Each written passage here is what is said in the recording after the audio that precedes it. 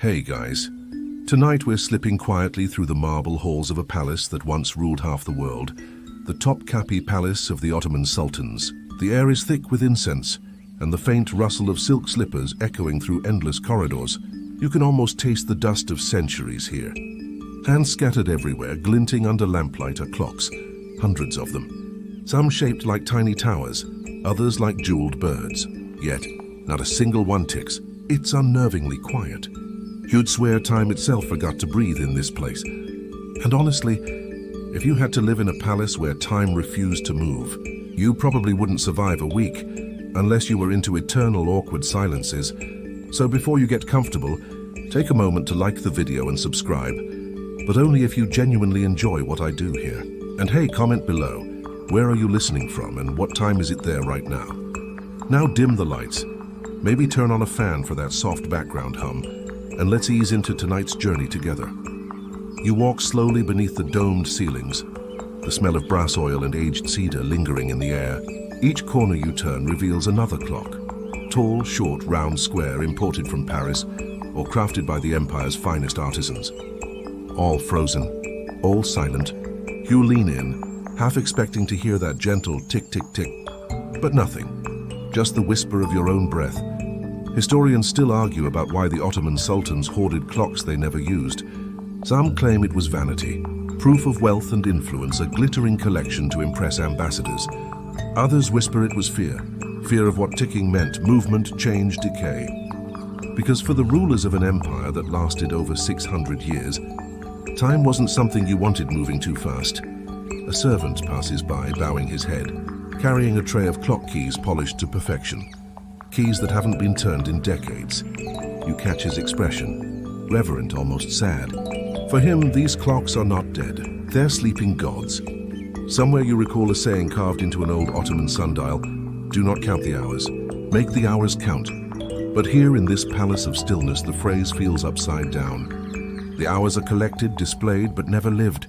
You can imagine Sultan Ahmed III walking these same halls 300 years ago, robes brushing the marble, attendants trailing behind.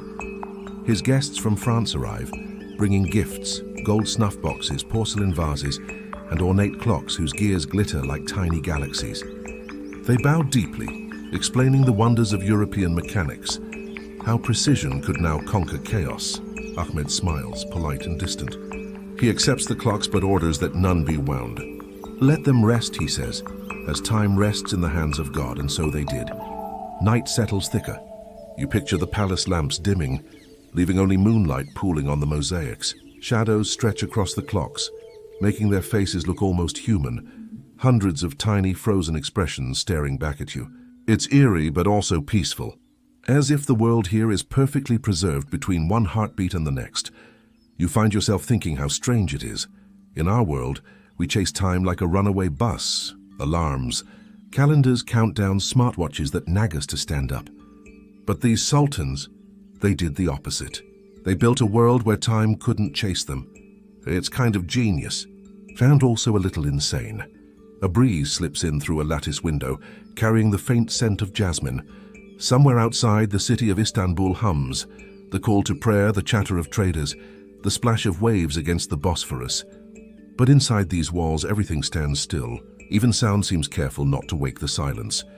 You run your fingers along a clock's golden frame. The surface is cool, almost cold. Inside, gears the size of fingernails sit perfectly still, as if waiting for permission to move again. You imagine what would happen if you wound it, if one tick broke this centuries-old silence. Would time flood back into the palace like a storm? Would ghosts of the sultans rise to scold you for disturbing their eternal pause?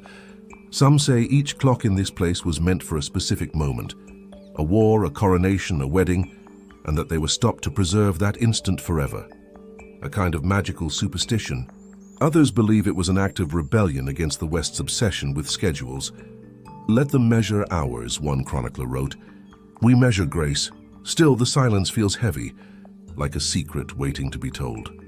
You notice a particularly strange piece, a massive French grandfather clock. Its dial decorated with constellations, its pendulum engraved with a verse in Arabic. But instead of numbers, the face bears Ottoman calligraphy that reads saber, patience. How ironic, you think? A clock that doesn't move, reminding you to wait. You smile at the absurdity, then at yourself standing in a dark palace talking to furniture. Maybe you've been awake too long. Somewhere in the shadows, another thought surfaces. What if these clocks weren't collected for timekeeping at all, but for memory keeping? Maybe each was a gift tied to a story, a moment the Sultan didn't want to lose to the ticking of ordinary hours. Maybe, just maybe, silence was the only way to make time stand still. As your eyes adjust to the dim, you see the faint outline of more rooms ahead, deeper chambers, darker histories. The silence thickens and the air grows cooler. You're no longer just visiting a museum. You're stepping into the heartbeat of an empire that refused to let time pass, and somewhere deep within these still halls, you sense that time, though quiet, is watching you back. You follow the narrow corridor deeper into the palace, where torchlight flickers against walls, lined with intricate tiles the color of deep sea and dusk. The air grows cooler. Each step echoes softly, as if even your footsteps are careful not to disturb the stillness. You notice how time seems thicker here, like walking through water. Every second stretches waiting. In the next chamber you find him, or rather the ghost of him, the Sultan who feared tomorrow. He sits alone on a low divan draped in silk the color of moonlight. Around him a dozen clocks stand like sentinels, pocket watches, ornate desk clocks, and towering floor clocks with golden moons carved above their faces. None are moving, not one. The Sultan's eyes are fixed on them, not admiring but watching, as though expecting one might betray him by ticking again. You hesitate at the threshold, feeling the tension of a man who ruled millions, yet trembled at the smallest sound in the world. The tick of time. There's a story the palace servants used to whisper. Late at night, when they were certain no one could overhear, they said the Sultan once dreamed of a clock that struck 13, a forbidden hour. When he woke, his vizier died the same morning. From that day on, the Sultan swore the ticking of clocks summoned death, so he silenced them all. He ordered every clock in the palace to be stopped at different times, each marking a moment he wished to remember or forget. One at dawn, when his first son was born. Another at sunset, when his favorite poet was executed for blasphemy. The hours of joy and grief, frozen side by side, all caught in his private museum of time. Some historians claim this Sultan was Mahmud Fekst, others argue it was Mustafa III, both men known for their superstition. But no record names the dream or the curse. Perhaps it's just a metaphor, one modern scholar muses. The empire itself fearing the clock of history. You take a few steps closer. The Sultan's expression is one of calm paranoia. A strange contradiction. The serenity of someone who has accepted that every tick could be his last. You can almost hear his inner voice whisper, "If I can stop the clock, I can stop what comes after." It's easy to laugh at such fear. But then again, who among us hasn't wished to freeze a perfect moment? A birthday, a first kiss, that one evening when everything felt right. Maybe the Sultan was just the only man powerful enough to actually try. A soft wind slides through a lattice window, brushing against your cheek. For a moment, one of the clock hands trembles, almost imperceptibly. You lean forward, heart skipping. Then it stops again, dead still. The Sultan exhales. You could swear he almost smiles. You realize he doesn't fear time itself, he fears tomorrow. The unknown, the uncontrollable. In his world, tomorrow might bring rebellion, betrayal, or the slow erosion of the empire he inherited. By stopping the clocks, he tries to anchor himself to a single eternal now. It's both poetic and pitiful. Somewhere behind you, a servant enters carrying a silver tray with mint tea. He bows low, eyes never meeting the Sultan's. You notice he steps carefully between the clocks, as though the floor were sacred. He sets the tray down silently, the steam curling like a ghost. Not even the clink of glass dares to break the hush. You almost chuckle. This much tension over tea. The Sultan could have used a fidget spinner. He gestures the servant away and turns back toward the nearest clock. He traces its golden edge with a fingertip, whispering under his breath. A prayer, maybe, or a bargain. The candle beside him flickers, and you notice something strange. On the clock's face, the hands point to 3:17. You glance at the others. 3:17, every single one. That can't be coincidence. Perhaps this was the hour of his vision, the 13th hour, the one that never should have been. You feel a shiver crawl up your spine. Some scholars have proposed an eerie explanation. Maybe the Sultan's frozen clocks were part of a mystical experiment. In Ottoman esotericism, time was believed to be fluid, a divine ocean. To manipulate it was to approach blasphemy. But what if he wanted to test its limits? What if stopping every clock in the palace was his way of challenging God's design? Others dismiss that as pure myth. He was just depressed, they say. Loneliness turns fear into ritual. And maybe that's closer to the truth. Power, after all, isolates. You can control armies and laws, but you can't control tomorrow's sunrise. You step closer, feeling a twinge of sympathy for this ghostly man.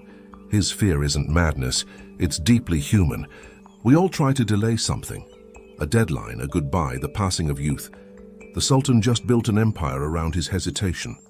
And yet, as you stand there, you realize something darker. For all his wealth and wisdom, the Sultan never understood that by silencing time, he was silencing life itself. The palace grew quieter, his court more cautious, and soon even his advisors spoke slower, as if their words might accidentally awaken the ticking. They say that when he finally died, no one noticed for several hours. The palace was so silent, so accustomed to stillness that even death didn't seem out of place. You look again at the frozen clocks, all reading 3:17. A strange peace settles over the room. Maybe in some way, he won. He stopped tomorrow from coming. Then faintly, you hear a sound, tick once, then nothing. You blink, wondering if it was your imagination or something far older reminding you that time never truly stops, no matter how hard we try. And somewhere in the palace, beneath layers of dust and silence, another clock seems to be waiting for its turn to wake. You leave the Sultan's silent chamber behind, your footsteps swallowed by the long marble corridor. The air shifts again, warmer, scented faintly of tobacco and rosewater. You can almost hear the distant splash of oars on the Bosphorus. The palace feels less like a tomb here, and more like a theater preparing for a grand performance. Tonight, that performance is called Progress. You enter a wide room framed by tall windows overlooking the sea. The curtains billow lazily, and beyond them ships gleam under the morning sun. French vessels, their sails embroidered with golden lilies. They have brought gifts for the Sultan: mirrors, telescopes, silver ink pots, and clocks. Dozens of clocks. The ambassadors bow low, their powdered wigs trembling. They speak of precision, mechanism, and rational order. The words sound elegant, but to the Ottoman courtiers watching, it might as well be a magic trick. You can almost imagine their faces, fascinated, wary, pretending to understand. One French envoy, a plump man with too much perfume, places a small golden carriage clock on a velvet cushion and winds it with theatrical care. Tick, tick, tick. The sound cuts through the room like a knife through butter. Everyone freezes. You can feel the shift, curiosity mixed with unease. It's the first tick heard in the palace in years. Some courtiers glance at the Sultan nervously, as if the sound itself were treason, but the Sultan only smiles. A rare, thin smile that doesn't quite reach his eyes. "Let it play," he says softly. "Let the Europeans show us how they keep time." The envoy beams, thinking he has just scored diplomatic glory. He doesn't realize that here in this palace of silences, every tick carries the weight of a question. Who owns time? You watch as servants wheel in more crates, each stamped with royal seals: Paris, Geneva, London. Within them, clocks made of crystal, ebony, tortoiseshell, brass. Some shaped like miniature mosques, others with painted cherubs and tiny moons orbiting like divine toys. It's an avalanche of craftsmanship, each one beating like a heart from another world. The Sultan listens politely as the envoy explains escapements, balance wheels, and minute hands. You can tell he's pretending to follow, nodding as if gears and pendulums make sense in a realm ruled by destiny and decree. To him, these clocks are more than devices.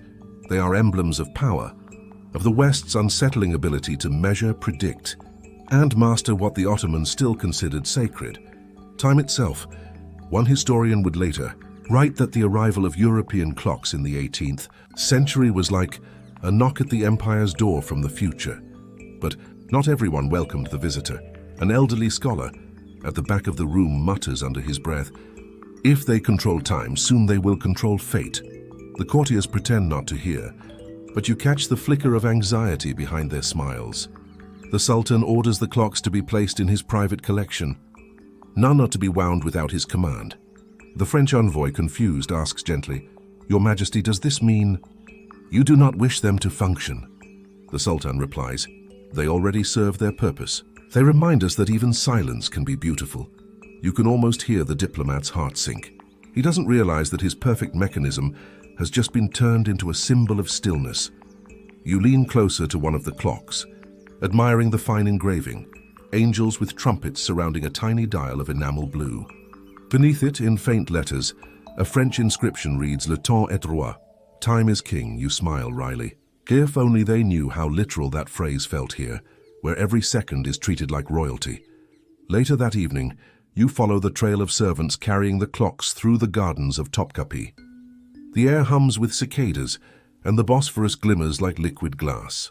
Each servant handles the boxes as though carrying sacred relics. You overhear their whispers. "These are European hearts," one says. "If we let them beat, they will change ours too." You can't help but chuckle. "Relax," you whisper to yourself. "It's just a clock, not an invasion." But part of you isn't so sure, because something about that tick you heard earlier, that clean, mechanical rhythm, feels dangerous. It's too precise, too certain. In a world built on prayer, chance, and divine will, certainty can be unsettling. The palace clerk, a thin man with ink-stained fingers, records each gift in a leather ledger. He pauses at the last one, a magnificent standing clock taller than a man, inlaid with ivory and mother-of-pearl. The note he writes is brief, received with honor. To remain silent, the night deepens. The ships depart, leaving ripples of moonlight behind. You stand on the terrace, watching the French sails disappear into the horizon. The Sultan joins you quietly, his robe fluttering in the wind. He doesn't look at you, but at the water. "Do you know why they love their clocks?" he asks softly, almost to himself. You shake your head. "Because they believe time belongs to them," he says. "But time belongs to no one." You think about your own world, the alarms, the deadlines, the endless notifications. You grin faintly. "Tell that to my phone battery," you mumble. The Sultan turns, smiling for the first time. "One day," he says, "you will understand that stillness is its own kind of power." He leaves, robes trailing behind him like the edge of a dream.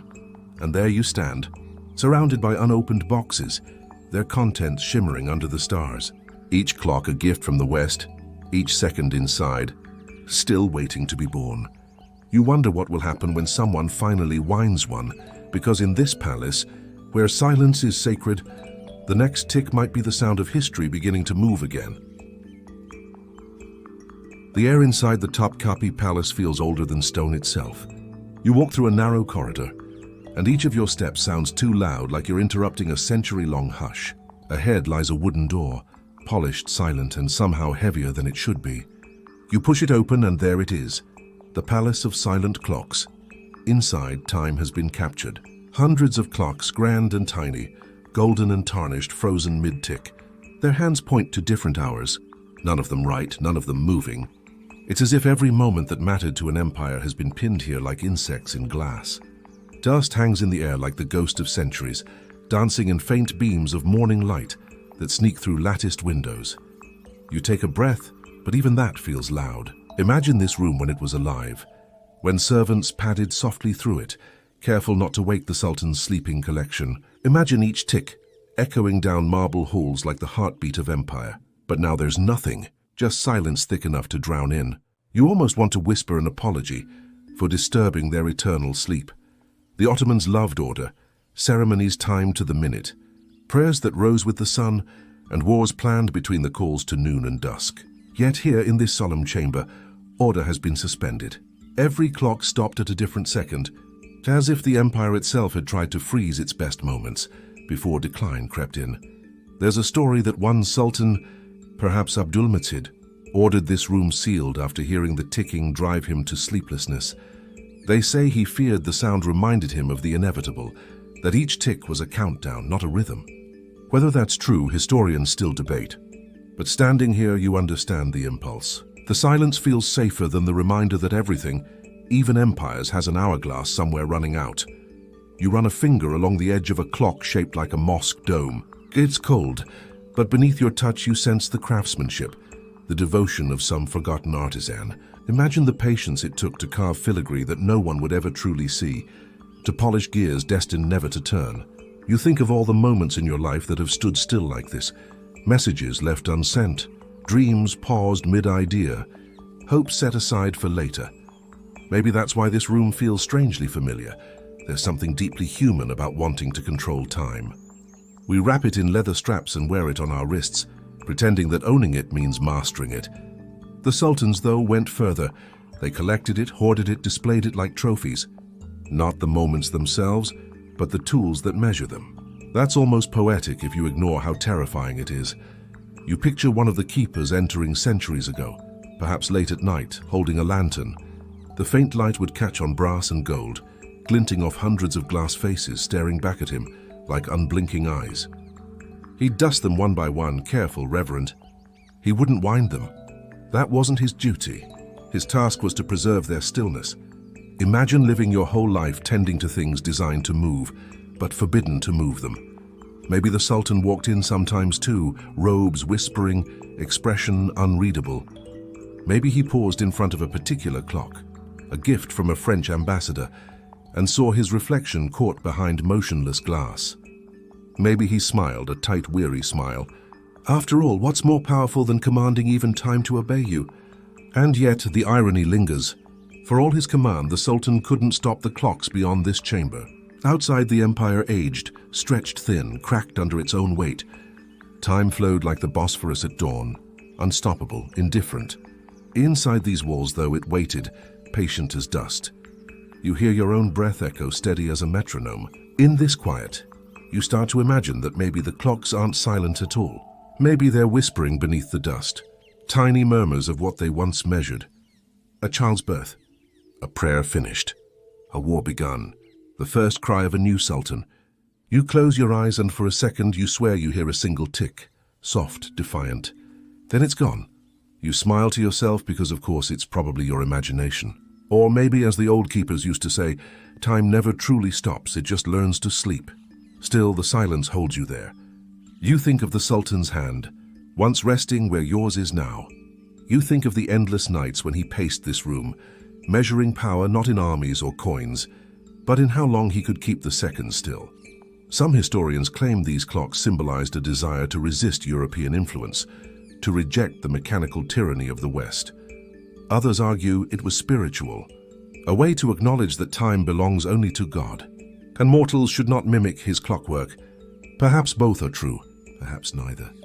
The debate continues, like the tick that once echoed through these chambers. But as you turn to leave, one thought lingers. The strangest truth of all, in a palace filled with silent clocks, the only thing that keeps moving is you.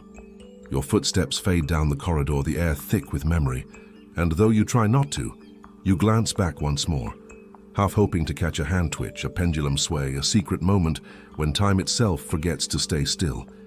It doesn't, not yet. But you know it will. Someday, and with that you close the door, leaving the palace of silent clocks behind, its silence seeping into you, a reminder that even in stillness time watches, waiting to begin again. The door closes softly behind you, and the hush lingers, thicker than the marble walls. Somewhere deep within the palace, a faint shimmer of light flickers through a small archway. You follow it, your steps careful, echoing in rhythm with a silence that feels almost alive. The corridor narrows until it opens into a smaller chamber, lit by a single oil lamp. There, kneeling among hundreds of clocks, is a man. His back is bent with the weight of repetition, the kind of posture only decades of quiet duty can sculpt. You watch as his hand moves with delicate precision, dusting the rim of a golden clock whose gears haven't turned in generations. His movements are so slow that even the dust seems reluctant to rise. This is the keeper of still time. No one remembers his name. History barely mentions him.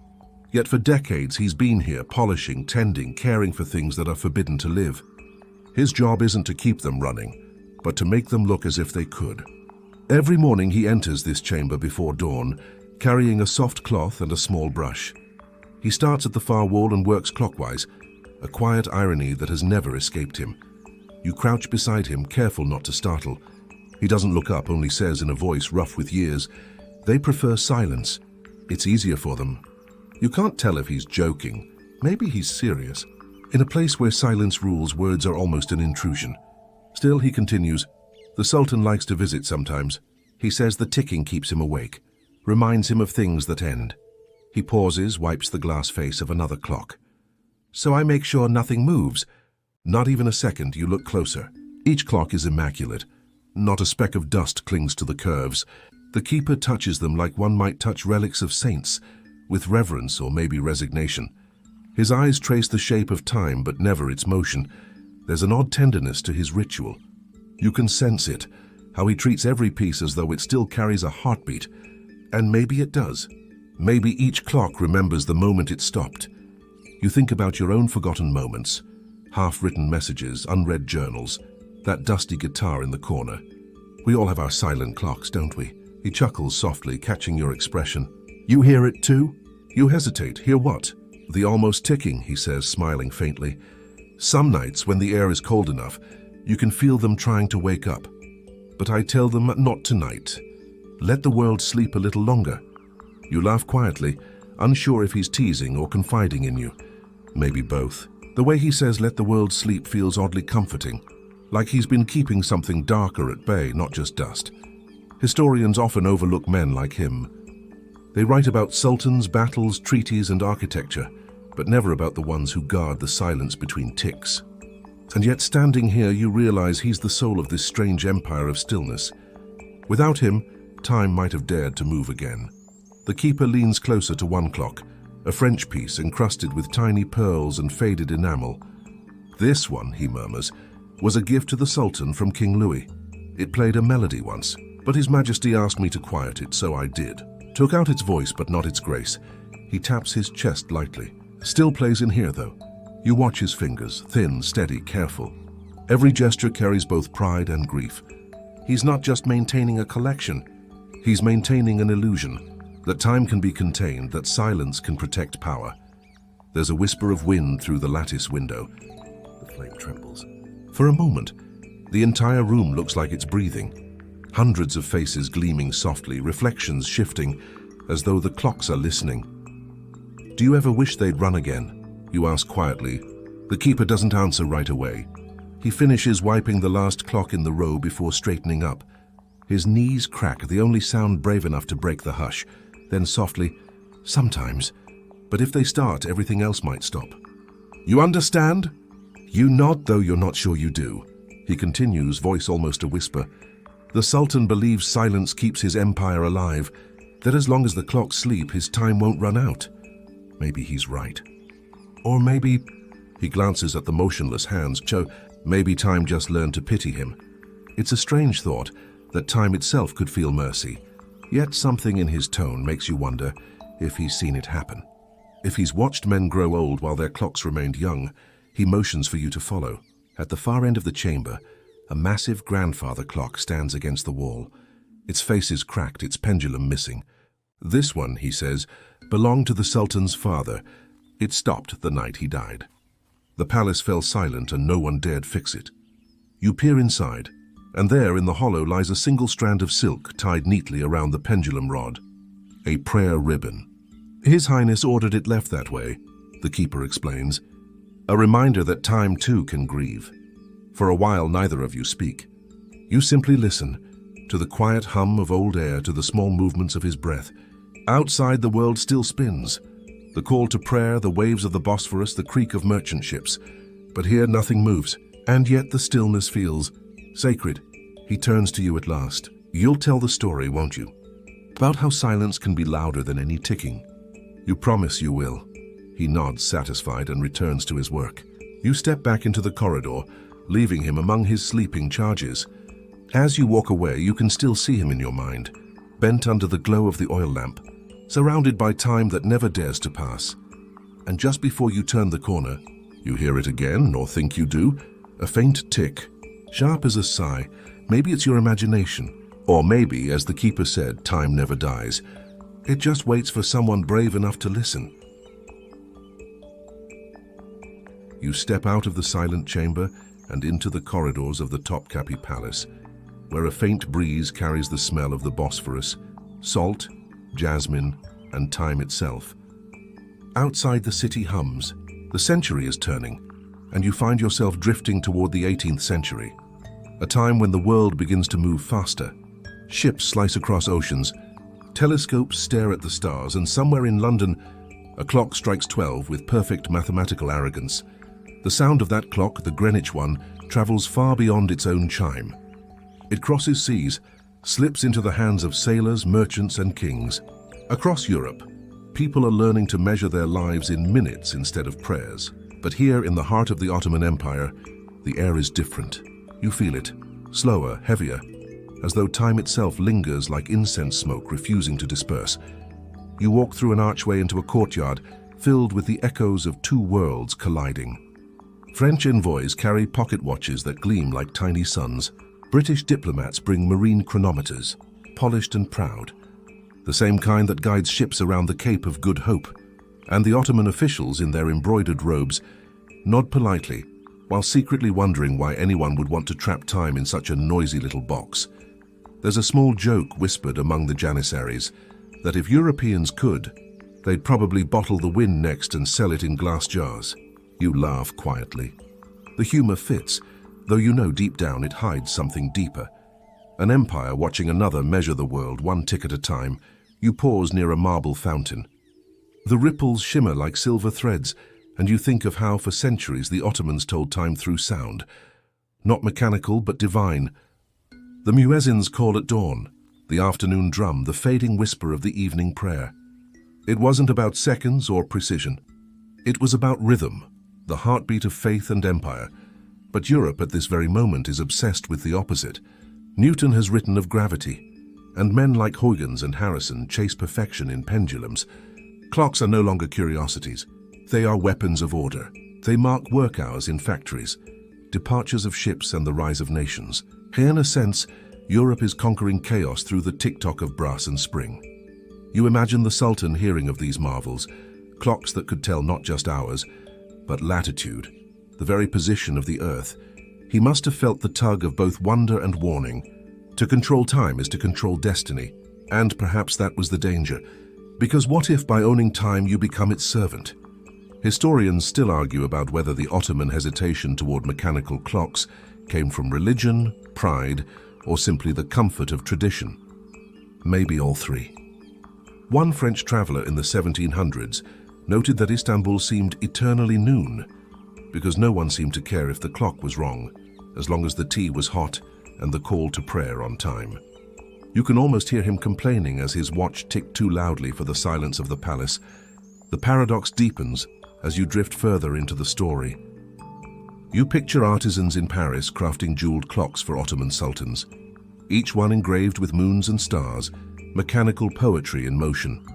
Yet, once delivered to Istanbul, many of these masterpieces were silenced, the springs unwound, the hands stilled. It's as if time itself bowed before the empire's preference for serenity.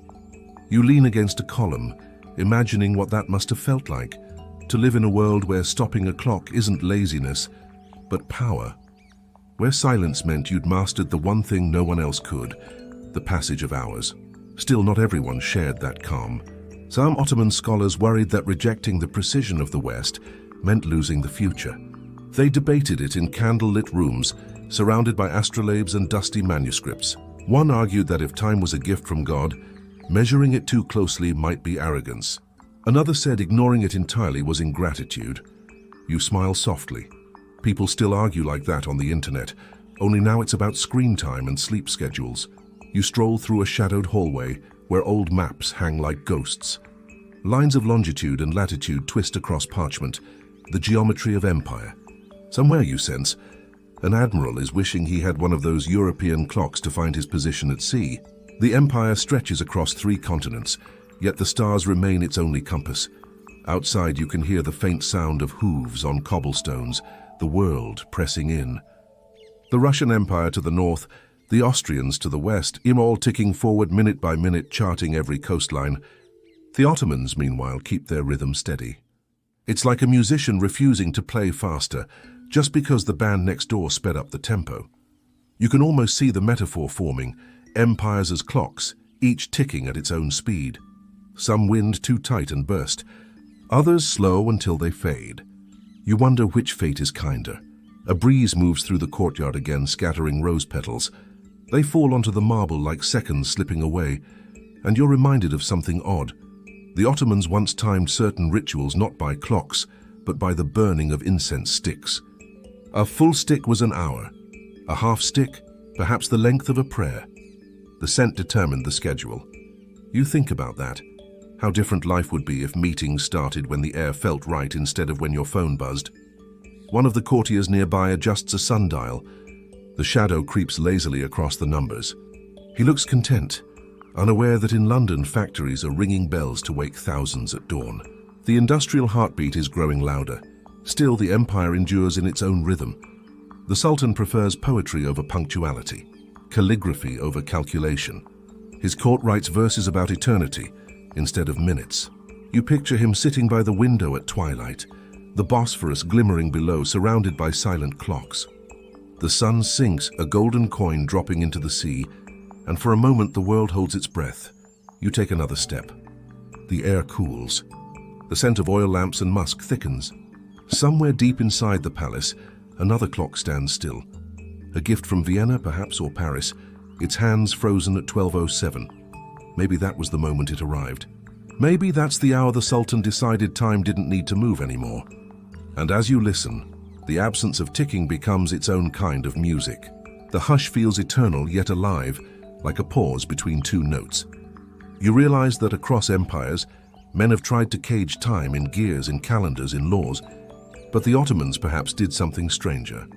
They let it breathe. You smile faintly. Somewhere in the distance, a modern clock strikes midnight, but here in this place, the hour has no name, and as the echoes fade, you begin to understand maybe the clocks were never silent out of fear, but out of defiance, a refusal to let time rule the empire.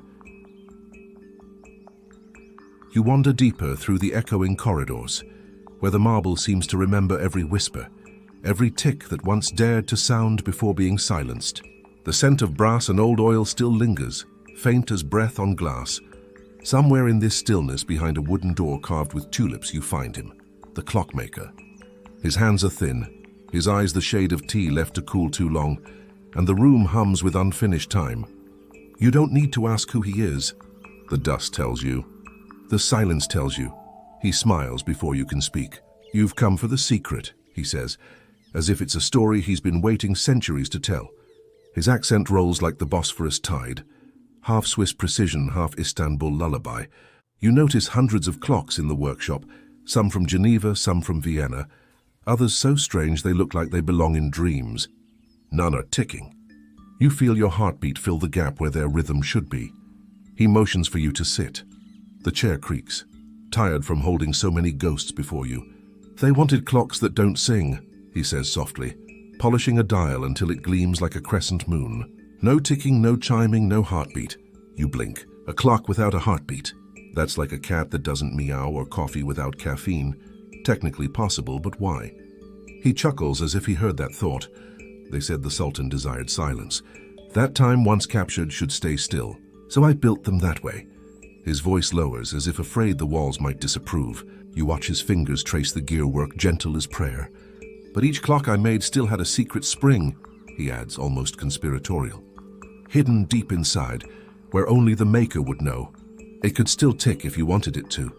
You feel a small shiver, the kind that isn't from cold but from mystery. Did you ever wind them? You ask. He smiles, sad and proud all at once. Once, just once, at night. He pauses, eyes lost in memory. I wanted to hear what the Sultan feared. You lean forward. The workshop seems to fade around you. He tells you how one evening curiosity won. He wound the smallest of them, a golden pocket watch shaped like a pomegranate. The moment it began to tick, the room filled with sound, sharp and alive like a heartbeat reborn. But then came footsteps, guards, heavy, angry. He barely had time to stop it. They searched everything but didn't find the watch. You can imagine it, the sweat on his hands, the trembling silence after they left. After that, he says, I buried it in the courtyard, beneath a fig tree, a clock that still beats under living roots. For a moment, neither of you speak. The air feels thick with centuries. You think of the Sultan walking through his galleries, surrounded by lifeless clocks, unaware that one heartbeat still hides in the earth.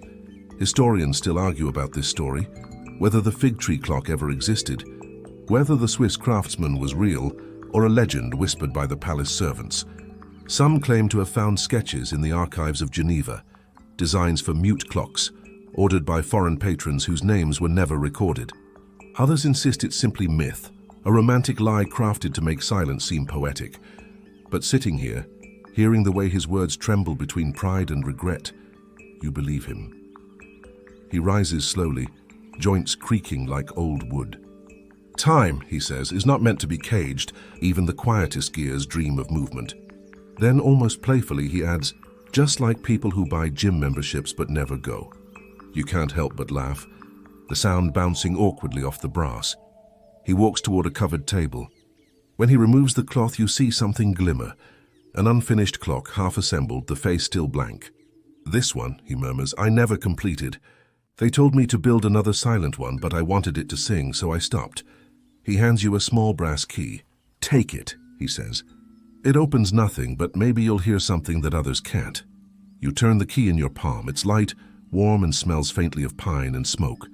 You don't know why you slip it into your pocket, but it feels like the right thing to do.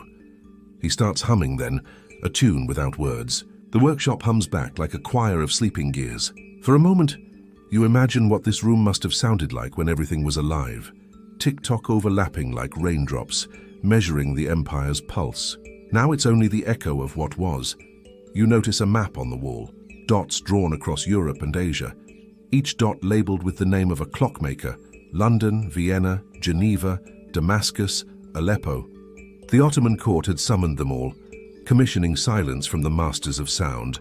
You wonder what kind of power can order silence across continents. Do you think they understood? You ask. The ones who bought them?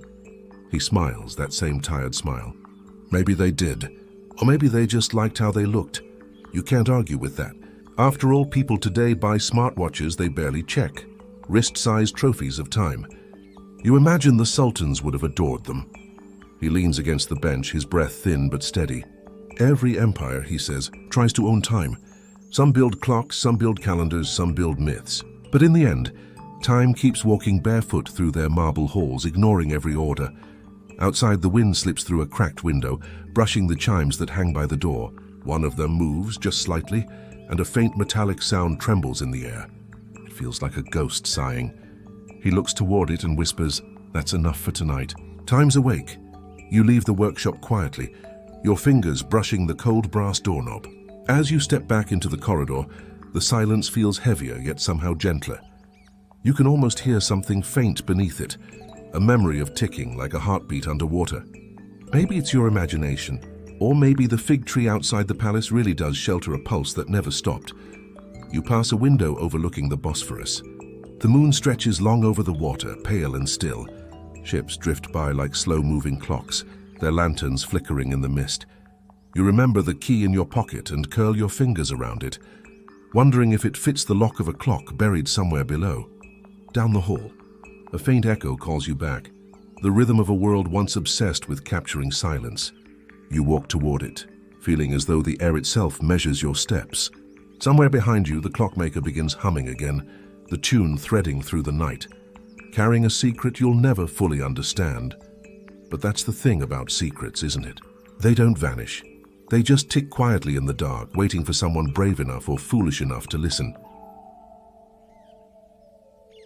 The room is dim, lit only by the warm shimmer of oil lamps. You stand among shelves lined with manuscripts, Arabic calligraphy curling like whispers across parchment. Tonight you're not in the palace anymore. You're in a madrasa, where scholars once debated things too subtle for sultans to understand. The air smells of old ink, dust, and piety. Somewhere in the corner, a student is copying a line from Al-Ghazali about the nature of time. He pauses, his quill trembling, as his teacher says softly, "Time is not yours to hold, child.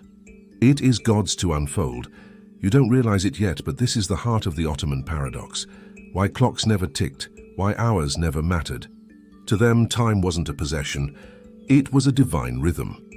In the 17th century, when Europe was obsessed with dividing time into smaller and smaller fragments, the Islamic world still viewed it as sacred continuity.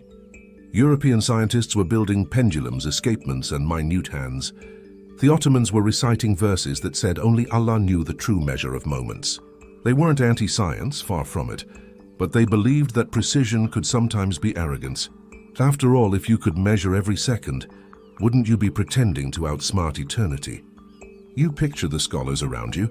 Some are grey-bearded, some barely older than you. One leans over a brass astrolabe, tracing constellations while murmuring prayers. Another sketches the gears of a European clock, but he pauses, hesitant as if worried that drawing it might invite temptation. If God willed us to control time, he whispers, he would have made us its masters. There's something hauntingly beautiful about that. In this candlelight, knowledge and faith dance in delicate tension. You feel the heat of the lamp against your hand, the dryness of parchment beneath your fingertips. Outside, the muezzin's call unfurls across the city, its rhythm older than any pendulum. Some historians still argue about whether this reverence for divine time helped or hindered the empire. Did it preserve serenity, or did it hold them back while Europe surged ahead? It's hard to say. What's certain is that time itself had a different texture here. In London, it raced. In Istanbul, it breathed. You imagine a scholar named Yusuf, a man who studied both Newton and Ibn Arabi. Yusuf once tried to reconcile the two worlds, to explain time as both a physical and a spiritual phenomenon. His notes, discovered centuries later, reveal something strange. He wrote that clocks could only imitate God's order, never replicate it. To measure seconds was like trying to bottle sunlight. You could capture the glow but never the warmth. And maybe that's why the Sultan's collection of silent clocks made sense. Each one was a vessel, a tribute to divine design, not a tool to defy it. They were like prayers carved into metal, frozen in mid-breath. You wander deeper into the madrasa's library. The ceiling arches above like a star map. Dust drifts in slow spirals, each mote catching light like a tiny planet. You reach for a manuscript bound in cracked leather. The script inside reads, "Man is not the keeper of time. He is its guest." You can almost hear the debate echoing through centuries. One scholar insists that humans must learn to harness time. How else could civilization progress? Another counters that every attempt to control time leads to tyranny of the soul. They argue gently, respectfully, the way old friends might disagree over tea. Somewhere a kettle whistles. Someone laughs. The tension dissolves like sugar in water. You smile too. Maybe this was their secret. They didn't fear time. They respected its silence. Still, curiosity lingers. A few bold thinkers in the empire began experimenting with European clocks. They called them Saati Frengi, foreign hours. Some even suggested aligning prayer times with mechanical timekeeping. It was radical, dangerous even. One scholar proposed that the adhan, the call to prayer, could be timed by a clock instead of the shadow of the sun. He was politely ignored, then quietly forgotten. Change in this world had to move as slowly as oil dripping from a lamp. But ideas have a way of seeping through cracks. Over time, small clock towers began to appear near mosques, not to replace the divine rhythm, but to complement it. The empire was learning to live in two temporalities at once, the sacred and the mechanical. You can sense the unease in that duality. It's like trying to listen to two heartbeats overlapping, one eternal, one human. The sultans, sitting atop this world of contradiction, must have felt it too. Imagine the weight of ruling an empire stretched between Mecca and Vienna, between faith and progress. To own hundreds of clocks that never ticked might have been the only way to honor both sides, to possess time without daring to touch it. A small joke comes to mind. If they'd lived today, the sultans would probably collect iPhones and never turn them on. Just let them sit, pristine in gold cases, modern relics of control they never exercised. You chuckle quietly at the thought.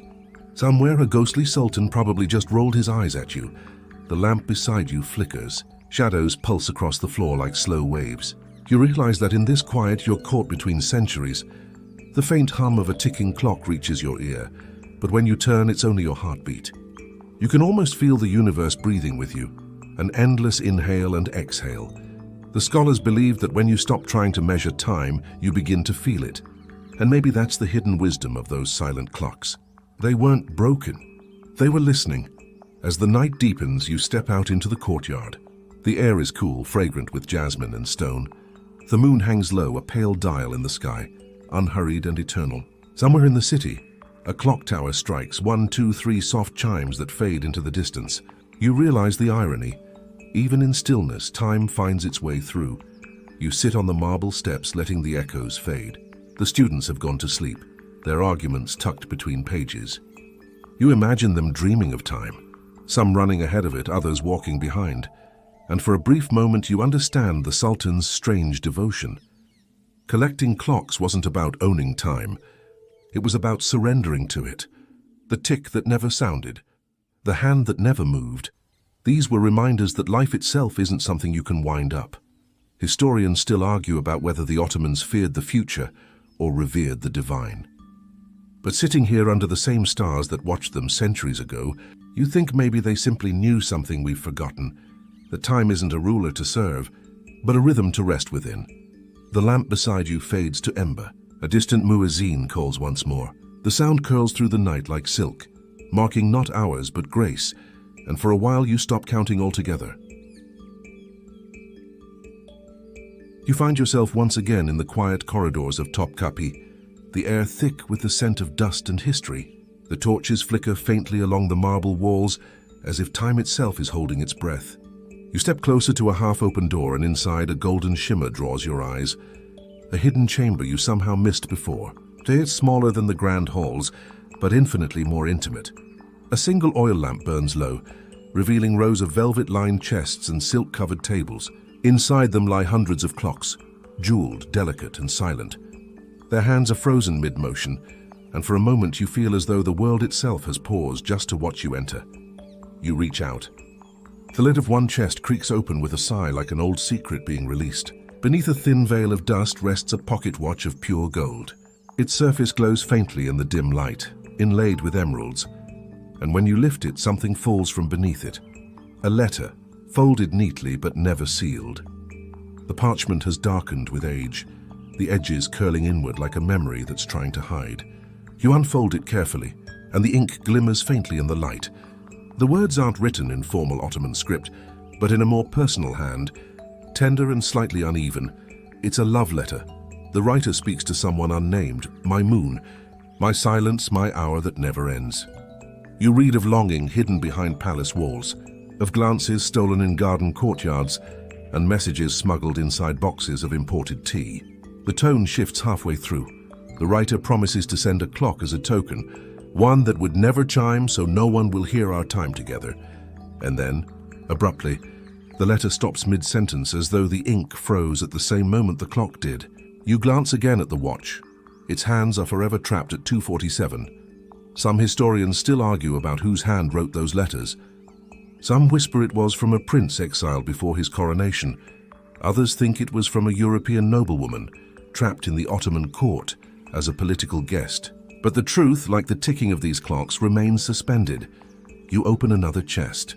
Inside, more clocks glisten, each paired with a small envelope, a piece of lace, or a faded ribbon. Some have never been wound.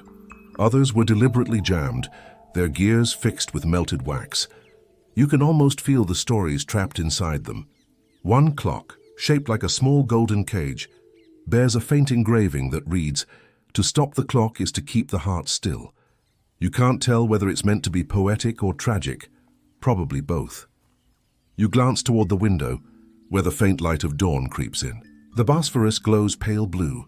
Outside, the call to prayer begins, distant and soft, rippling through the city like a tide.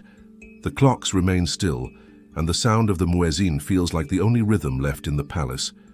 You imagine the Sultan, perhaps the same one who feared the sound of time, walking through this room long ago. Maybe he ran his hands over these same clocks. Maybe he kept the letters for himself, or maybe he never read them at all. Some believe this room was never part of the official archives, but rather a secret gallery of gifts, offerings of affection, of loyalty, or of apology. The silence here is so deep you almost expect to hear a whisper behind you. A breeze drifts through the narrow window, carrying the scent of salt and jasmine. A few loose sheets flutter from one of the tables and scatter across the marble floor. You kneel to pick them up. Fragments of poetry, most of them unfinished. One reads, "If time moves, I will lose you, so let it stay." Another says simply, "I count the hours that never come." There's something haunting about it. These were not just collectors. They were dreamers, maybe even prisoners of their own symbols. You smile faintly. In a way, you can relate. You too have that folder in your phone labeled Someday, filled with things you meant to send, projects you meant to start, confessions you meant to make. Maybe we're all living with clocks that don't move. Digital or gold, what's the difference? Still, something compels you to look deeper. At the far end of the chamber stands a glass cabinet, cracked but intact. Inside rests a magnificent clock, unlike any you've seen before. Its frame sculpted into twisting vines of silver and pearl, its face painted with tiny stars. The second hand is shaped like a crescent moon, but again it's motionless. There's a small tag beneath it written in Ottoman Turkish, translating roughly to "Commissioned by order of Sultan Abdul Hamid, intended as a gift never delivered." You tilt your head. A gift never delivered, a clock that never moved, a message never read. Somehow it all fits, as though the empire itself had been built on half-finished sentences. You sit down beside one of the chests, listening to the quiet. It's strange how loud silence can feel when you start paying attention. The golden clocks reflect faint glimmers across the walls, like the last embers of a dying fire. You realize that in their stillness they've survived everything. Wars, revolutions, fires, earthquakes, the collapse of dynasties. Maybe that was the point all along. Motion ends, stillness endures. You trace your finger over a clock's face and whisper under your breath. Maybe you never needed to move to be remembered. There's a story, though no one can confirm it, about a servant who discovered this hidden collection after the empire's fall. He was said to have taken one clock home, hoping to hear its sound again. But no matter how he tried, either winding, oiling, shaking gently, it never ticked. In the end, he stopped trying and placed it on his windowsill, where it became a kind of guardian of quiet nights. His grandchildren said that even without sound, it made them feel safe, as if time itself were keeping watch. You lean back against the cool marble. The faint sunlight now fills the room completely, turning the golden clocks into mirrors of fire. For a fleeting moment, you imagine the letters being delivered, the lovers meeting again, the hands of every clock turning once more. Then the vision fades, leaving only the present, you, the silence, and the lingering heartbeat of history. And somewhere deep inside you, a thought settles like dust on the old glass. Maybe these clocks were never broken. Maybe they were complete in their stillness, each one a small rebellion against the noise of life, a quiet declaration that not every moment needs to be measured to be meaningful. You close the chest gently, leaving the letter inside. The soft thud of the lid sounds almost like a heartbeat. And for the first time you realize silence can be a kind of time too. The night breathes heavy around you, thick with the scent of old cedar and dust. You're standing again in Topkapi Palace, but it's not the same as before. The corridors that once glittered with power are now washed in moonlight, stretched long and tired. Somewhere far down the hall a candle flickers, and in that trembling glow you see him. The last sultan of an empire that once ruled 3 continents, now alone in a hall of clocks that no longer tick. He walks slowly, each step echoing like a sigh. His robes trail behind him like shadows clinging to the floor. You notice how his hands hover near one of the great gilded clocks, not touching, not daring, as though even a brush of the finger might awaken something he's not ready to face. You can almost hear the silence pressing against the glass domes, against the gold faces and frozen hands. It's strange. The clocks feel alive in their stillness, like they're holding their breath with him. The Sultan exhales a long, uneven sound. "They never judged me," he murmurs. You realize he's speaking to the clocks. They only watched. You wonder how many nights he's done this, wandering these rooms of motionless timepieces, speaking into the quiet as if the ticking might answer someday. You imagine the night stretching endlessly, like the hands that never move, each one bleeding into the next, until morning is just another shade of grey. Outside, Istanbul is restless. The city hums with whispers of revolution. You can almost hear the crowd beyond the palace walls, the thrum of change, impatient, unstoppable. But in here, the Sultan keeps the world still. He moves toward the largest clock, one sent by a French ambassador decades ago. It's made of gold and glass, decorated with tiny constellations, a masterpiece that once sang every hour. Now its stars are dull, its song forgotten. The Sultan places a trembling hand on its casing.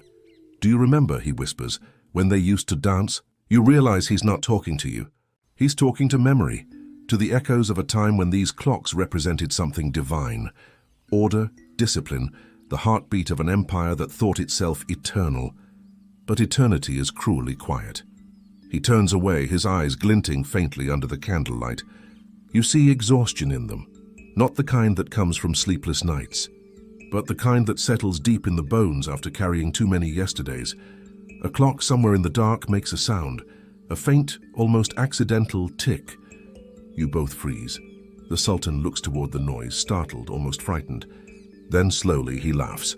It's soft, bitter, beautiful. Even ghosts remember the hour, he says.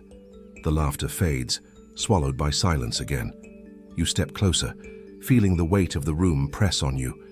The air smells like metal and wax. For a moment it feels as though the whole palace is listening. To him, to you, to that fragile second of sound that has already died.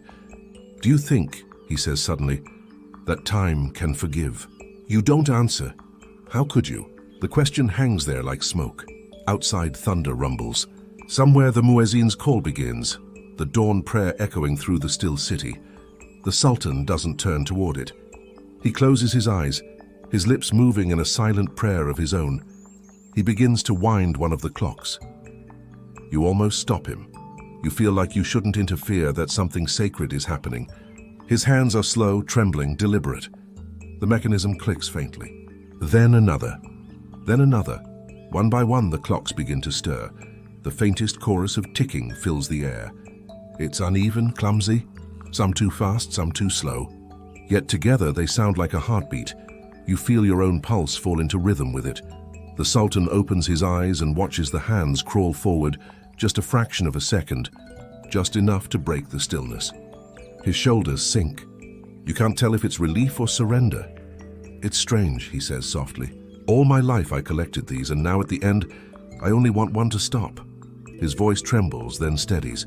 Perhaps time was never ours to hold. He turns to you, and for the first time his gaze truly meets yours. Do you hear it? It's not the sound of clocks. You listen. The ticking grows fainter, blending with the rain outside. It's the sound of everything ending. You realize he's right. It's not just clocks you hear. It's the empire dissolving beyond the marble walls, the soldiers packing away their banners, the scholars burning their papers, the ships leaving the harbor. Every sound outside becomes part of this rhythm, the quiet heartbeat of something vast breaking apart. The Sultan sits on the floor beside his silent treasures.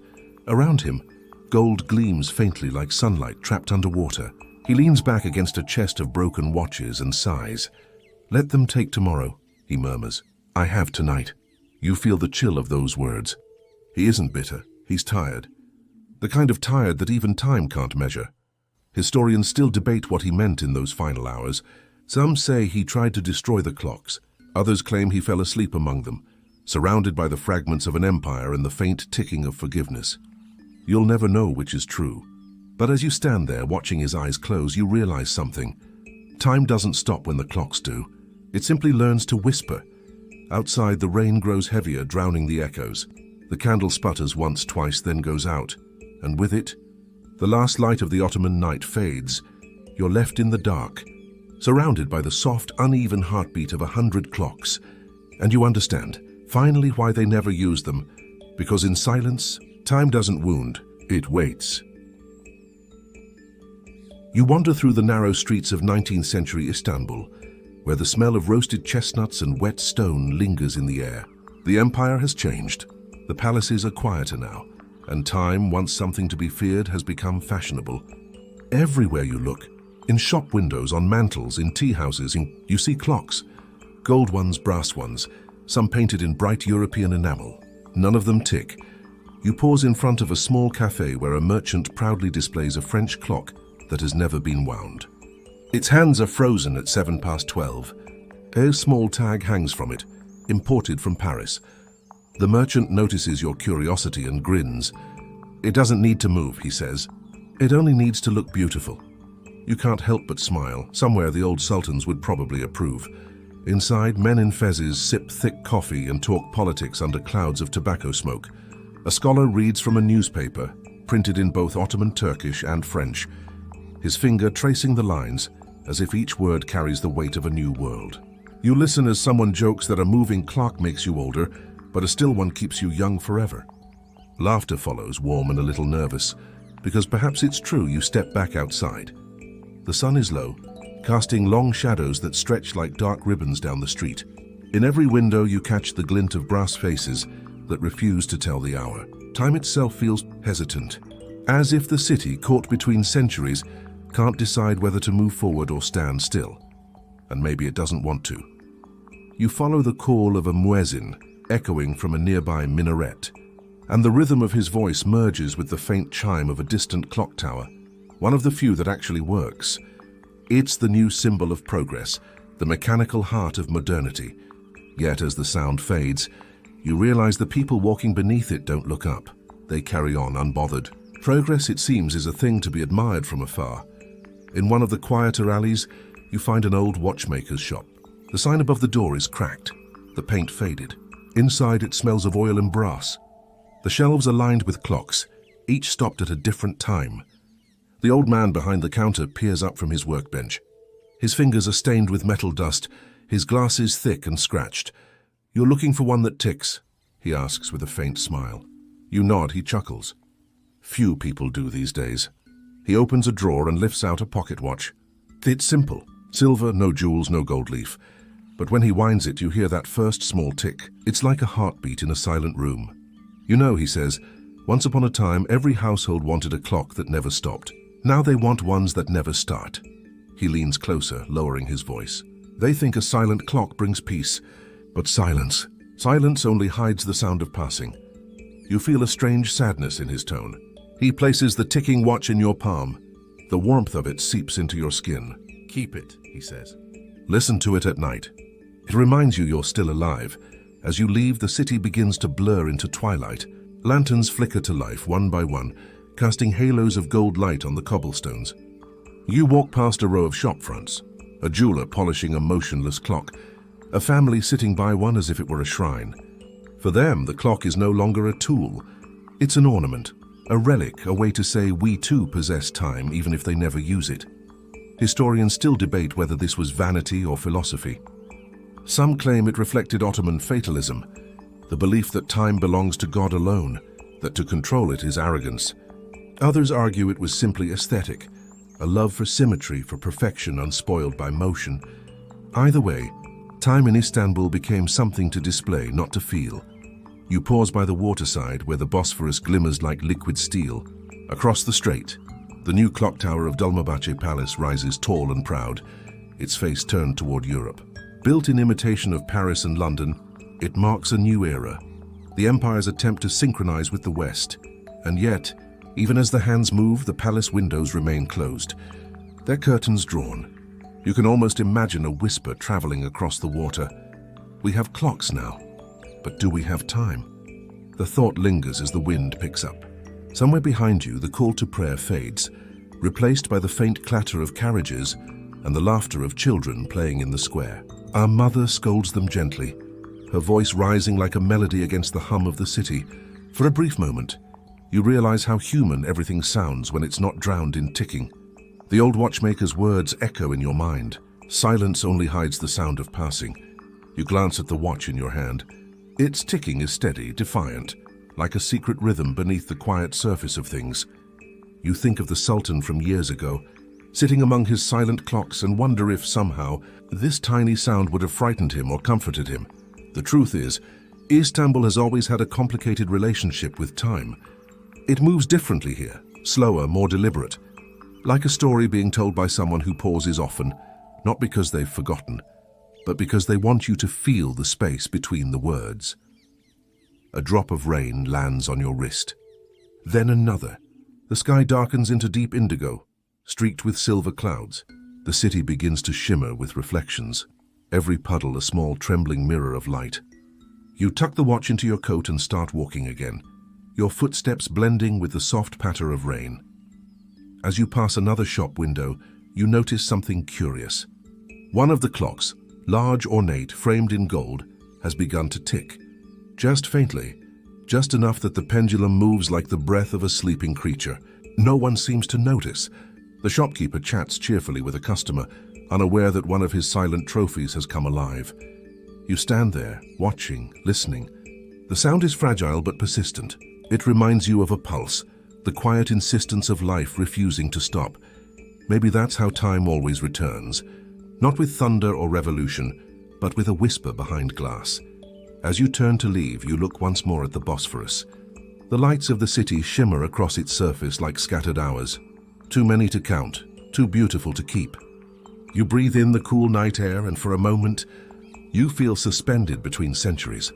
One foot in the old empire, one in the new world, and somewhere deep inside, a small part of you begins to understand what the sultans might have feared, not the passing of time, but the moment it starts again. The air smells of brass, dust, and oil. You step into a narrow workshop tucked behind a crumbling alley in the old district of Istanbul. The sign above the door is barely legible, letters peeling off the wood. Saatçi Yusuf, a clockmaker since 1843. Inside, hundreds of clocks line the shelves, crowding the walls like silent witnesses. Not one of them moves. The only sound is the faint hum of the city outside, and your own footsteps. A small man emerges from behind a desk, cluttered with gears and magnifying lenses. His back is slightly bent, his beard streaked with white. He looks up with eyes that seem older than the empire itself.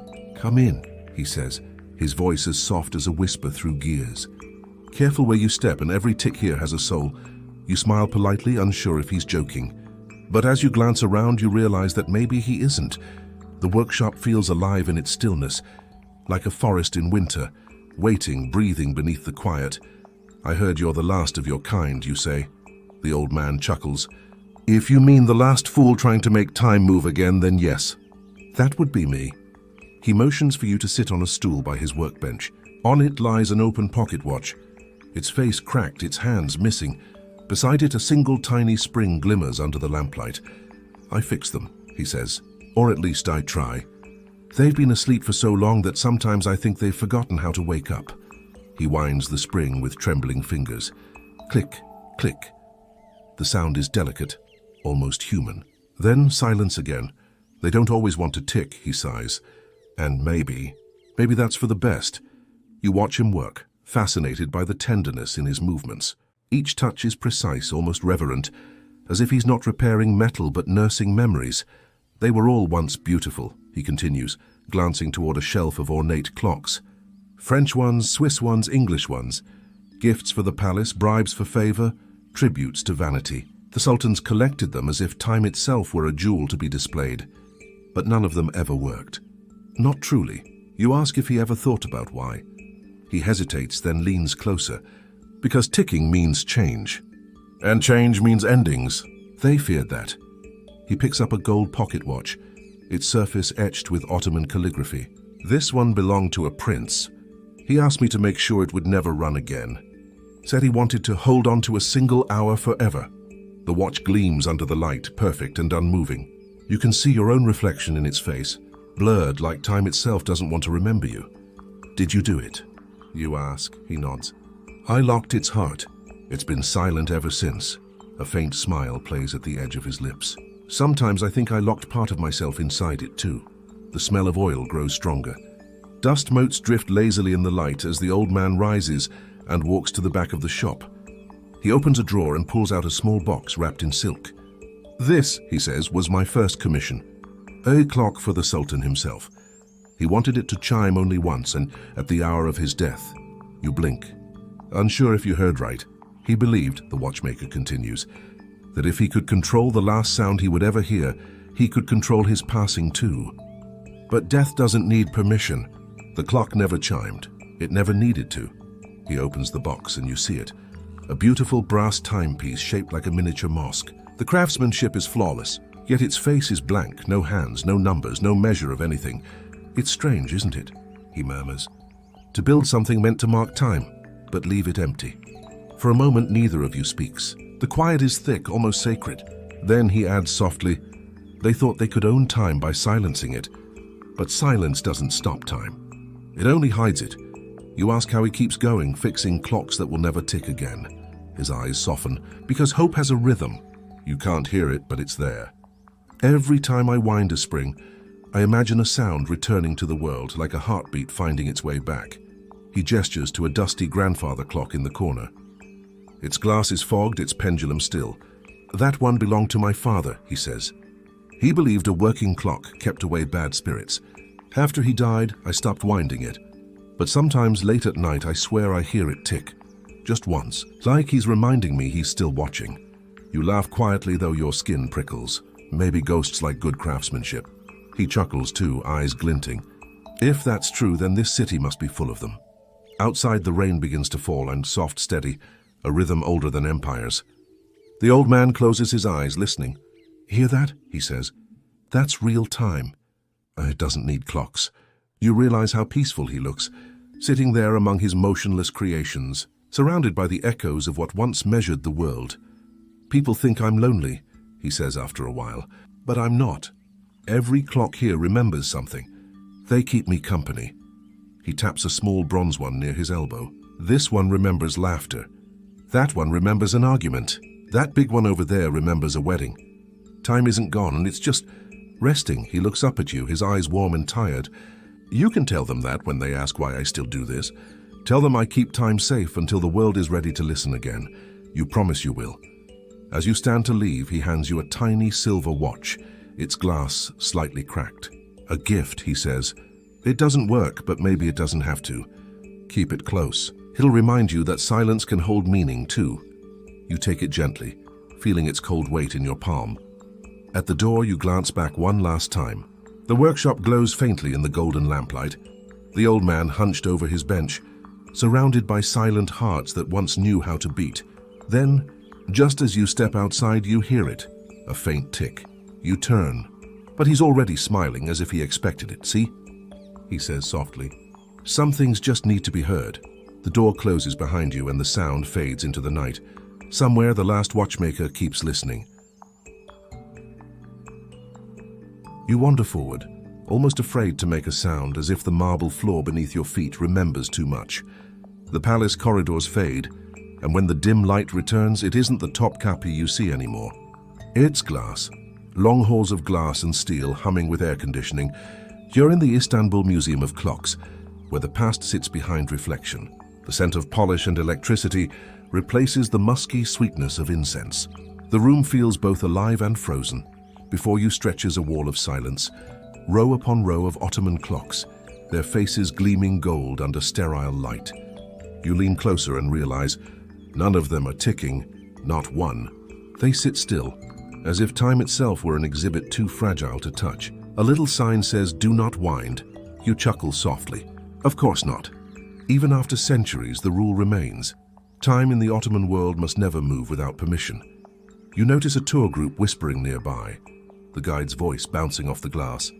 These were once the Sultan's personal collection. He gestures toward a massive French mantle clock.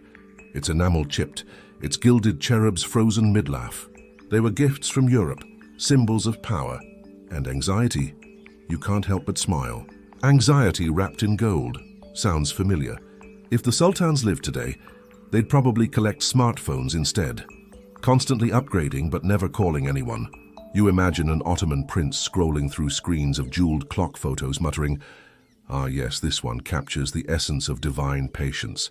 The air is cool, humming softly.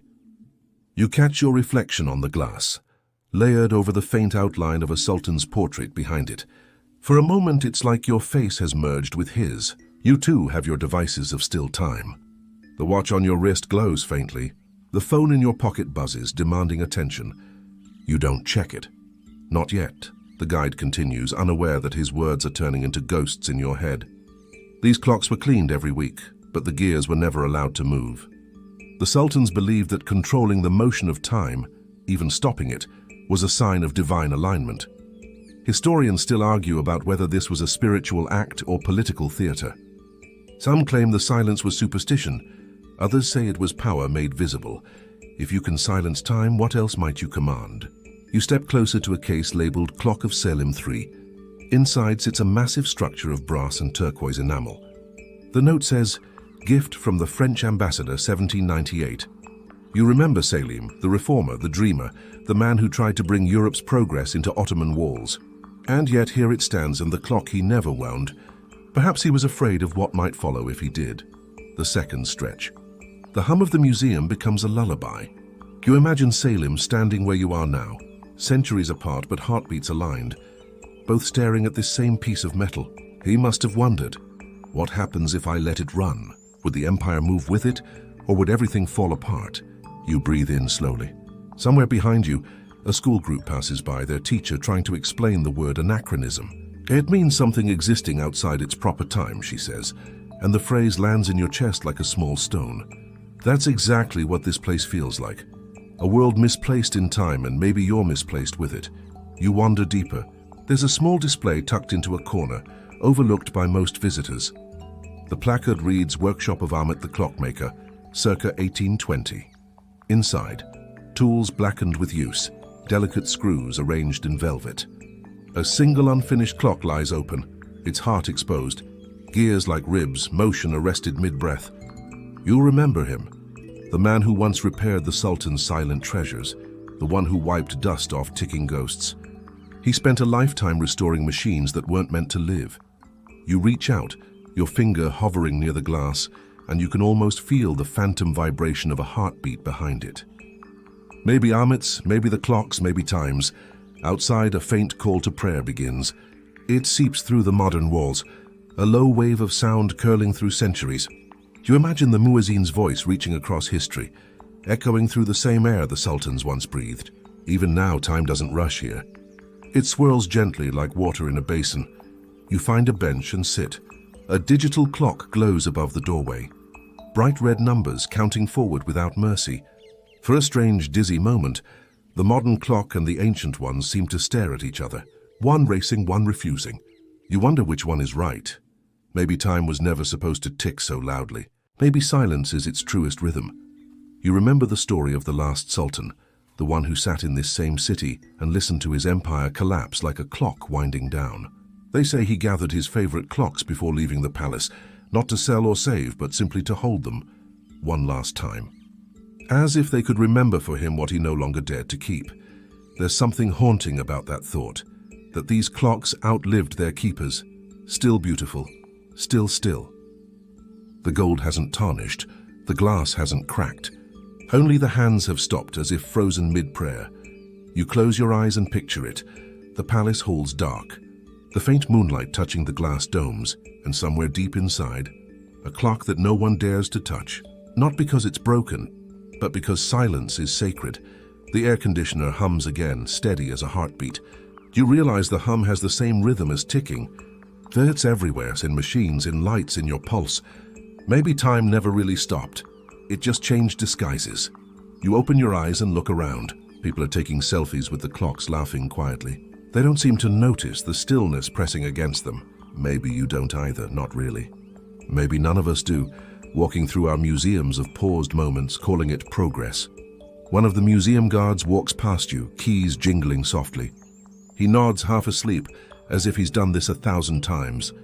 You think he probably dreams in clock sounds. Your mind drifts again to that phrase, do not wind. It feels less like an instruction and more like a prayer. A reminder that some things are meant to remain still, not because they're dead, but because they've already said everything they needed to. You stand, letting your hand slide along the railing. For a second you think you hear it, a faint tick somewhere deep in the museum, but when you turn, the sound is gone. Or maybe it's inside you now. You walk toward the exit. The sunlight outside is sharp, alive, impatient. Time resumes its usual race. Cars honk, vendors shout. A tram clatters past. The world moves on, but for a heartbeat, you remain in that room of stillness, carrying the quiet with you. Maybe that's what the Sultans wanted all along, to hold silence long enough to feel eternity breathing beneath it. And as you step into the noise of the city, the echo follows, a ticking that never was, a time that never passed, a silence that remembers everything. You step out of the dim corridors of the museum into a soft wash of evening light. The world feels oddly still, as if Istanbul itself is pausing for breath. Outside, the city hums with cars and conversations, yet in your mind, there's only the quiet rhythm of memory, the slow pulse of all those clocks that never ticked. You walk past the Bosphorus breeze, cool and faintly salty, brushing your skin like time itself, reminding you it's still here, still moving, even when you try not to notice. Somewhere a muezzin calls for prayer, and the sound folds into the distant beating of waves. You wonder if the sultans ever felt this, the ache of knowing that time keeps flowing, even when every clock in your palace stands still. The paradox of time has followed you from the gilded halls of Topkapi to the glass reflections of modern life. Everywhere people are still collecting minutes like they once collected jewels. Your phone buzzes, glowing softly. Another notification. Another hour slipping by in tiny, polite vibrations. You glance at it and can't help but smirk. The sultans had clocks they never used, and you have apps you never open. Different centuries, same illusion. Inside the museum, you had watched tourists glide from case to case, murmuring through their phones rather than their voices. A child had pointed at a golden pocket watch and whispered, "It's broken." His mother smiled absently, scrolling through something invisible. Maybe that's the secret, the old clockmakers knew, that we would one day surround ourselves with devices that measure time, but keep us from feeling it. You think back to that Swiss craftsman from centuries ago, the one who built silent clocks by royal command. He must have known the truth too. Silence was never just about fear. It was about reverence. To stop a clock is to admit that time doesn't belong to you. To make one tick is to pretend it does. And perhaps deep down the sultans understood that pretending too hard was dangerous. That every movement of a second hand was a reminder that power fades, beauty tarnishes, and even empires, no matter how vast, fall to stillness. You wander down the waterfront now, shoes brushing against cobblestones, slick with the last warmth of the day. The Bosphorus glows bronze under the setting sun, ferries drifting like patient ghosts. The city's mosques and towers seem to hover above the haze, caught in a moment that refuses to end. For a heartbeat, you feel as though you've stepped inside one of those frozen clocks. Everything suspended, golden, unreal. You laugh quietly to yourself. If this were a clock, you think, I'd never let it tick again. But the seagulls answer otherwise. They circle above, crying sharp reminders that time is not yours to still. Somewhere behind you, a tram rattles, bells clanging, life rushing on in its ordinary urgency. You realize that the Ottoman Sultans might have feared tomorrow, but the world never stopped waiting for them. Empires crumble, but the day after always comes. Historians still argue, endlessly, passionately, about why the sultans kept collecting clocks they never wound. Some say it was superstition, others a symbol of divine humility before God's eternal clock. A few suggest it was simple vanity, the love of craftsmanship without understanding its pulse. But maybe the answer isn't in history at all. Maybe it's in you. In everyone who keeps buying planners, setting alarms and saying someday like it's a spell that can tame time. You stop by a quiet cafe as twilight settles. The owner, an old man with gentle eyes, serves you thick Turkish coffee in a tiny cup. The air smells of cardamom and roasted beans, the steam curling like the past whispering. On the wall behind him there's a clock, old brass, ornate, its hands frozen at 12. You smile and ask softly, "Does it work?" He chuckles, shaking his head. "It hasn't in years," he says, "but I leave it that way." Feels calmer, don't you think? You nod. He doesn't know it, but he's echoing the logic of centuries. Still time, still peace. You sip the coffee, thick, bitter, alive, and realize how much effort it takes to be still in a world that's always moving. Maybe that's why the sultans stopped their clocks. Maybe they weren't afraid of death, but of never finding a moment quiet enough to feel alive. When you step back outside, night has gathered around the city like velvet. Streetlights shimmer across puddles, and the wind carries music from a nearby tavern, the soft wail of a clarinet, a rhythm without measure. You pause beneath a lantern, watching its flame flicker against the stone walls. It reminds you of something you read once, that fire burns faster when you stare at it, and time passes slower when you don't look. Maybe the sultans had figured that out too. You walk on and the hum of the city fades into a lullaby. A cat darts across the street, tail brushing against your ankle like an unspoken greeting from the past. The Bosphorus is a dark mirror now, holding reflections of minarets and stars. You trace one with your eyes, then another, until they all blur into ripples. There's a strange comfort in knowing that time, for all its tyranny, is also gentle. It erases pain without asking, smooths memory like a craftsman polishing gold. You think of the last watchmaker, the one who tried to make the clocks sing again. Maybe he didn't fail. Maybe the ticking never stopped.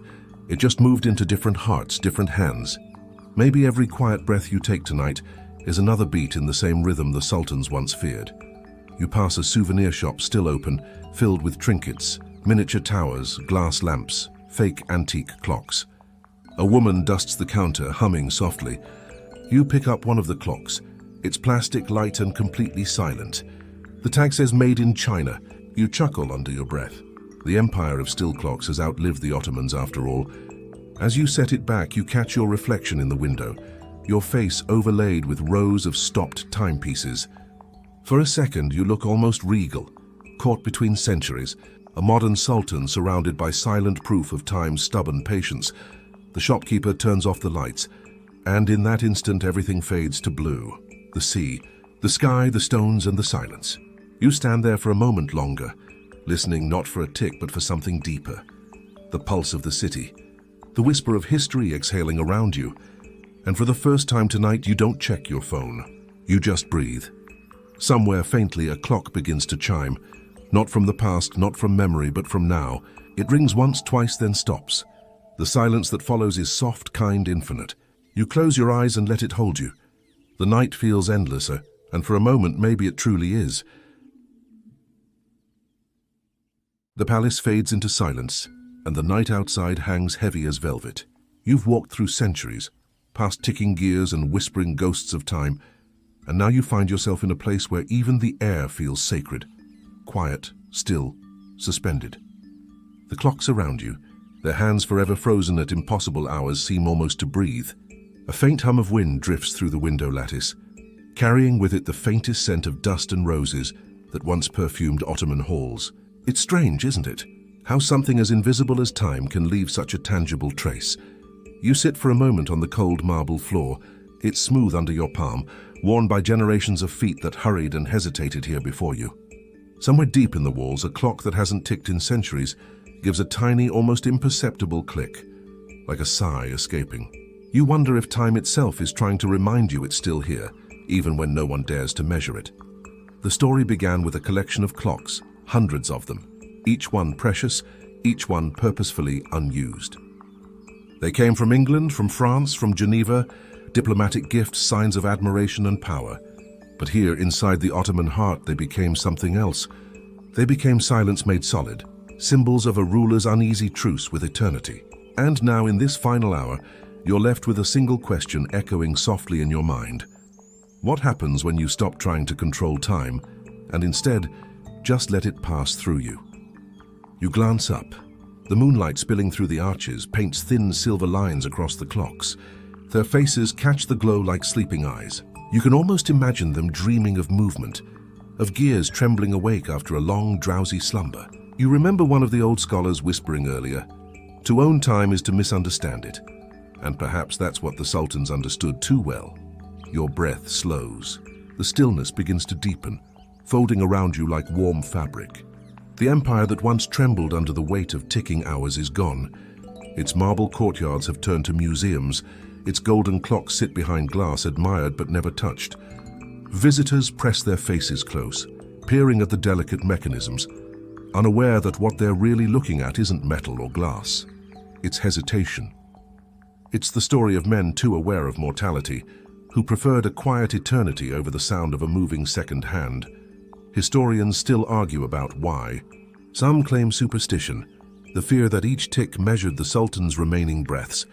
Others suggest political theater, a way to project serenity in an age obsessed with progress. A few even think it was simple vanity. The beauty of the object mattered more than its function, but none of them can explain the feeling that settles over you now. This heavy, tender hush. Because standing here, surrounded by silent timepieces, you understand something that words can't quite reach, that the absence of sound is sometimes the most profound echo. You trace a finger across a clock's glass. The dust smudges slightly, and for a fleeting second your reflection blurs into the Sultan's, a ghostly overlap of centuries. You almost expect him to speak. Maybe he'd tell you he collected these clocks not out of fear, but out of love. Love for the idea that he could pause beauty, trap perfection in a single frozen instant. It's something we still try to do, isn't it? We photograph sunsets instead of watching them fade. We screenshot messages to keep feelings from disappearing. We collect time in digital cages, just like he did with his clocks. A faint smile touches your lips. Maybe we haven't changed much. Maybe every person who's ever lived has tried in their own way to outwit time, to steal a moment and make it last longer than it should. But time always wins, softly, kindly, inevitably. The palace begins to dim further. The moon slips behind a cloud, and the only light left comes from a single lantern in the hall, flickering like a dying star. The ticking that never was becomes louder in your imagination, a phantom rhythm, steady, hypnotic. You think about the keeper of still time, that quiet servant who once dusted these clocks daily, polishing their golden shells, though no one would ever hear them tick. You think about the Swiss clockmaker, who built one that could never chime. About the Sultan who sat surrounded by motionless hours, listening for something that would never come. And maybe now, centuries later, you're hearing it for them. The ghost of what they feared, or maybe the comfort they secretly sought. Your eyes begin to grow heavy. The story softens around its edges, like watercolor bleeding into water. You lean your head back against the stone wall, and the silence becomes almost oceanic, deep, vast, full of unspoken things. If you listen closely, you can still catch the rhythm beneath it all, not the ticking of clocks, but the pulse of something older, the slow, patient heartbeat of history. You realize that time never truly stopped in these rooms.